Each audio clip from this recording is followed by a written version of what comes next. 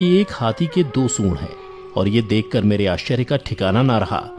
फिर अर्जुन ने बताया कि हे वासुदेव, मैंने एक पक्षी को देखा जिसके पंखों पर वेद की ऋचाएं लिखी हुई थीं। वह मरे हुए जानवर का मांस खा रहा था।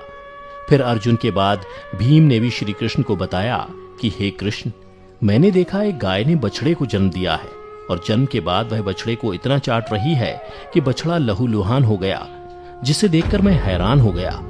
भला कोई माता अपने बच्चों के साथ ऐसा कर सकती है? उसके बाद श्री कृष्ण ने सहदेव से पूछा, सहदेव तुम बताओ, तुमने वन में क्या देखा?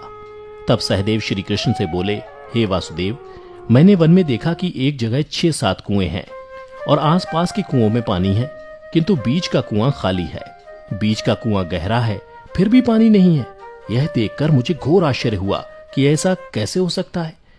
उसके बाद नकुल ने कहा, हे नारायण, जब मैं वन में भ्रमण कर रहा था तो मैंने देखा कि एक पहाड़ के ऊपर से एक बड़ी सी शिला यानी पत्थर लुढ़कती हुई आती है और कितने ही वृक्षों से टकराकर उनको नीचे गिराते हुए आगे बढ़ जाती है, परंतु उस विशालकाय पत्थर को कोई भी वृक्ष उसे रोक ना सका।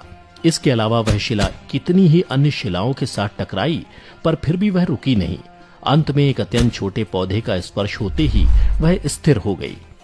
फिर युधिष्ठिर श्री कृष्ण से बोले, हे वासुदेव, हम 5 भाइयों ने जो कुछ भी वन में देखा वो आपको बता दिया, कृपया कर इसका अर्थ बताइए।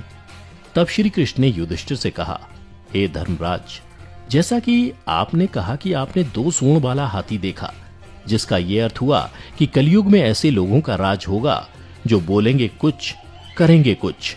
कलयुग के शासक अपनी प्रजा की सभी तरह से शोषण करेंगे। उनके मन में कुछ और होगा और दिखावे के लिए कुछ और करेंगे। अर्थात कलयुग में शासकों के लिए आम लोगों का कोई महत्व नहीं होगा, वो बस राज करने के लिए शासक होंगे। फिर श्री कृष्ण अर्जुन से बोले, हे धनंजय, जैसा कि तुमने देखा कि एक पक्षी के पंख पर वेद की ऋचाएं लिखी हुई थीं, लेकिन वह मरे हुए जानवर का मांस खा रहा था, जिसका अर्थ ये हुआ कि कलयुग में ऐसे लोग होंगे जो बड़े ज्ञानी और ध्यानी कहलाएंगे, किंतु उनके आचरण राक्षसी होंगे। कलयुग में लोग पंडित और विद्वान कहलाएंगे, किंतु यह विचार चलता रहेगा कि कोई मरे और उसकी सारी संपत्ति उसके नाम हो जाए।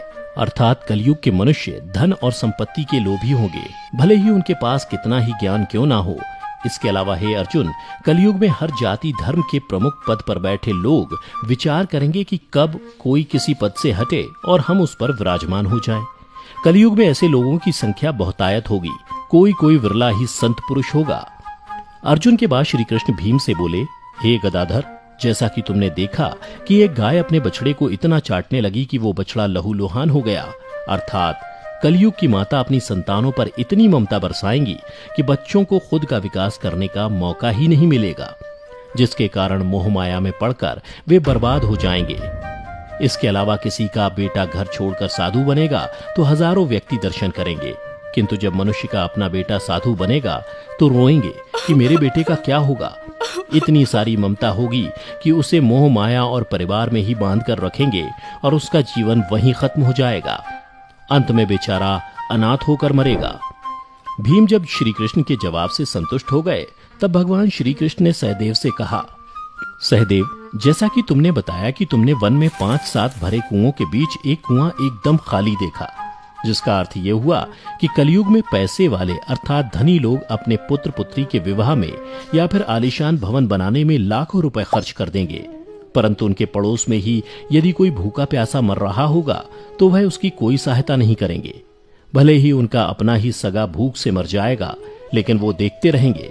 इसके अलावा कलयुग में मनुष्य मदिरा, मांस, भक्षण, सुंदरता और व्यसन में पैसे उड़ा देंगे, किंतु किसी के 2 आंसू पोंछने में उनकी रुचि ना होगी। हे सहदेव, मेरे कहने का तात्पर्य यह है कि कलयुग में अन्न के भंडार होंगे, लेकिन लोग भूख से मरेंगे। सामने महलों बंगलों में ऐशो आराम चल रहे होंगे, लेकिन पास की झोपड़ी में आदमी भूख से मर जाएगा। एक ही जगह पर असमानता अपने चरम पर होगी। श्री कृष्ण की बातें सुनकर सहदेव को सारी बातें समझ में आ गईं। तब श्री कृष्ण ने नकुल से कहा, नकुल, जैसा कि तुमने बताया कि वन में एक बड़ी सी चट्टान पहाड़ से लुढ़की, किंतु बड़े बड़े वृक्ष और उसके तने उस चट्टान को रोक ना पाए, किंतु एक छोटे से पौधे से टकराते ही वह चट्टान रुक गई, जिसका अर्थ यह हुआ कि कलयुग में मनुष्य का मन नीचे जाएगा, यानी कलयुग के मनुष्यों का जीवन पतित हो जाएगा। और ऐसे में मनुष्यों का जीवन धन की शिलाओं से नहीं रुकेगा, ना ही सत्ता के वृक्षों से रुकेगा, किंतु हरि नाम के एक छोटे से पौधे से, हरि कीर्तन के एक छोटे से पौधे से मनुष्य जीवन का पतन होना रुक जाएगा। अर्थात कलयुग में भी जो मनुष्य धन के लोभ को छोड़कर हरि नाम का जप करेगा, उसे कोई कष्ट नहीं होगा और मृत्यु के बाद उसे परमेश्वर अर्थात मेरे चरणों में जगह मिलेगी। तो मित्रों, आपने देखा होगा कि आज श्री कृष्ण द्वारा बताई गई ये सारी बातें सच में घटित हो रही हैं।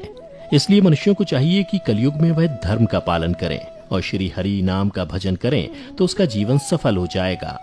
तो मित्रों, उम्मीद करता हूं कि आपको श्री कृष्ण द्वारा कलयुग के बारे में बताई गई ये कड़वी सच्चाई जरूर पसंद आई होगी।